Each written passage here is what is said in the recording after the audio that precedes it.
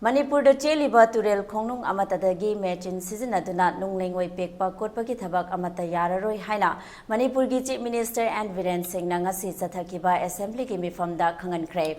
Wafam asing asi MLA Surjakumar Okramna niyam kaina thobal Turel khongnung dage nung leingoi pekpagi thabak chatharakpana Turel asigi fibam soon batanatana akoibada leiriba miyamdasu asuki matik awaba ama ohele. Masibu koon naba lengak asina thabak laukhatpham thoi haiba wafamda calling attention motion ama pukhalakhe. Masigi paukhumda house ki leader oriba Chief Minister N.Biren singna hai lengak asina Manipur da leiriba Turel singgi khongnung amattadagi mechin sijinnaduna nung leingoi kotpagi thabak thingba haina cabinet ki oiba warep laure.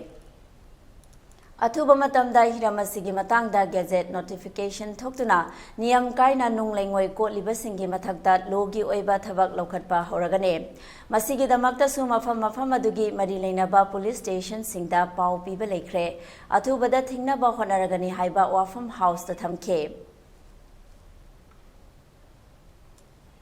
tungina hairiba area si karaidagi tawgadabuno haibadu hujik ekhoi ngarang nahan gi cabinet ta su khoi decision nama laure hujik Turel manungda any Turel river ki bed manungda machine yauna makhal amatagi minerals leingoi khangde nung khangde kari khangde makhal amatagi akhoi machine sener ka kot pa yararoi madumai khoi ngarang nahan gi khoi cabinet ta su khoi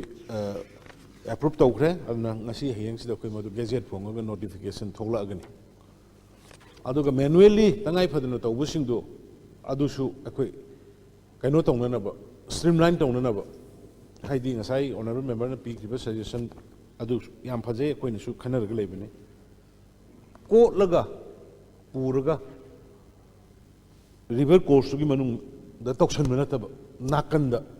semanba mamang so koi haibi ro chume semai leingoi adagi serau leingoi adu leingoi thobal leingoi adumai koi targa laini pega laini aduna sagal laiba sengkol lai ngatani haiba pon me andu so koi suddenly thinglu sunga moi aduna koi ma gi tawjariba masa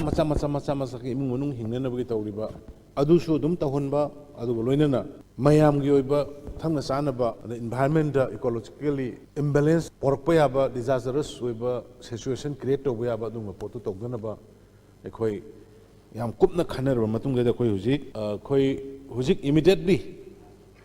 any Turel leiriba singsi manung amata khongnung amata da machinery senerga